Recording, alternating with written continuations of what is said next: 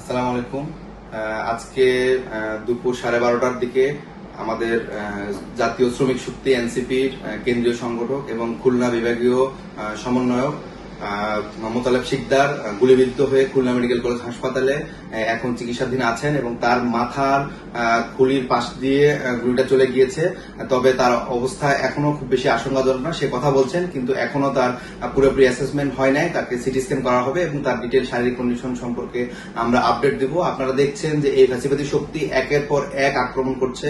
আপনারা দেখেছেন যে আমাদের শহীদ উসমান হাদি গুলিবিদ্ধ হওয়ার পরে আমরা দেখলাম যে আমাদের ধানমন্ডি থানার এনসিপির রিমি অস্বাভাবিক মৃত্যু আমরা দেখেছি। তার পরবর্তীতে আমরা উত্তরাতে আমাদের এনসিপির নেতাকর্মীদের উপরে হামলা হয়েছে এবং মিরপুরে তাদেরকে স্টেপ করা হয়েছে এবং তারই পরিপ্রেক্ষিতে ধারাবাহিকতায় আজকে আমরা দেখলাম যে আমাদের এনসিপির যে শ্রমিক শক্তি, জাতীয় শ্রমিক শক্তির কেন্দ্রীয় সংগঠনকে খুলনায় গুলিবিদ্ধ করা হয়েছে। শুধু ঢাকায় না, ঢাকার বাইরেও প্যানিক ছড়িয়ে দেওয়া হচ্ছে। আপনারা সবাই সতর্ক থাকেন এবং আমরা বলতে চাই যে এই ফ্যাসিবাদী শক্তি বাংলাদেশে যতক্ষণ থাকবে ততক্ষণ পর্যন্ত একটা অস্থির পরিবেশ তৈরি করবে।